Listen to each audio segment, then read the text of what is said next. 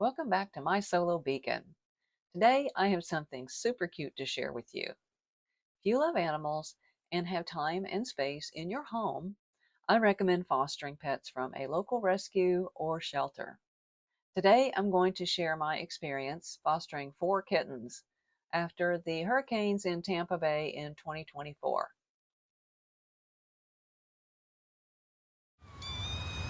Yeah, well, you know what? If you hadn't had a little poop fest in there in your accommodations last night, you could come out for supervised playtime a lot sooner. Just saying. All right, you're coming out.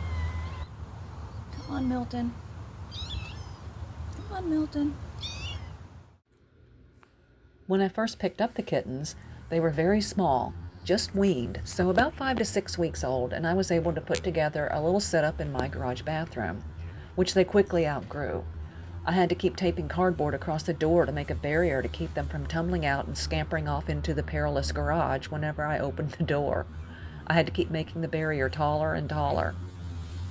Since I have limited space and 3 other cats inside that were not very happy about any of this adventure, I would take the kittens out on the screen porch twice a day for exercise and socialization. They were going crazy out there playing around, as you can see. So much energy and just a delight to watch. Looking back on it now, it's adorable and funny, but at the time it was also pretty exhausting. I feel like I didn't have enough space for them and I don't have the proper setup to socialize them.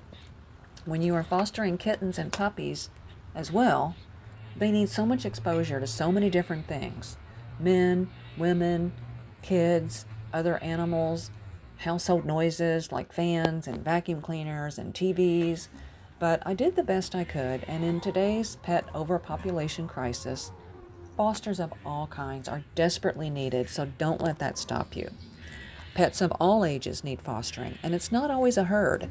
It could be a single animal that just needs a quiet place away from the shelter environment. When you're starting out, don't worry too much about being the perfect foster parent and concentrate on not being a foster fail. I'll do another video on this subject very soon. Anyway, the 4 kittens' original names were Wendy, Stormy, Helene, and Milton. 3 are girls, and of course the boy had to be Milton. They are all from the same litter, and I don't know what happened to their mama. Each day or every other day, I tried to weigh them, which was fun because they're squirming all over the place. You can see that big green bowl in some of the footage. That is the bowl I would put them in one by one and set it on my kitchen scale. Once they get to a certain weight, then they can be spayed or neutered. Spaying and neutering are non-negotiables in pet rescue. I'll probably do a video about this as well at some point. As you can see, they are very easy to entertain.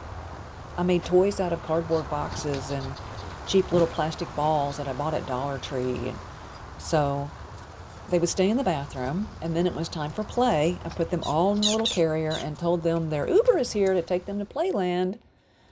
Then, since I really felt like they needed to be supervised all the time, I would leave them in the carrier long enough for me to go back inside and clean up their little room, wash out the little bowls, sweep, clean the litter box, get their dry food ready for when they finished playtime, or maybe some more wet food, depending on what time of day it is.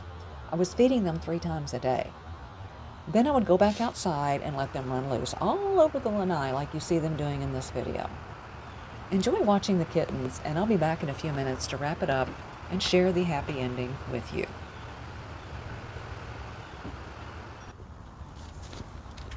I was only able to foster these 4 kittens for about a month, as it was my first experience with having so many little ones to take care of, and I had some travel planned in advance. So they went to another foster until they were big enough to be spayed and neutered and eligible for adoption. The shelter that I've fostered for is unique in that most of the cats are not in cages. They are in separate rooms with other cats, depending on the circumstances. For instance, these kittens would go into the kitten room and hopefully make some friends there while they were waiting to be adopted. You will be happy to know that the 3 girls were all adopted by the same family, and little Milton was adopted by another family who I believe already had another little black cat. I had taken several photos of the kittens and entered a couple of shots into the calendar contest for Alley Cat Ally's annual calendar. One of the photos was selected, and this kitten is featured in the 2026 Alley Cat Allies calendar for the month of October. Thanks so much for tuning in today to see these adorable little kittens and hear their story. If you have any questions about fostering, please leave them in the comment section below, as I do read all comments. See you next time.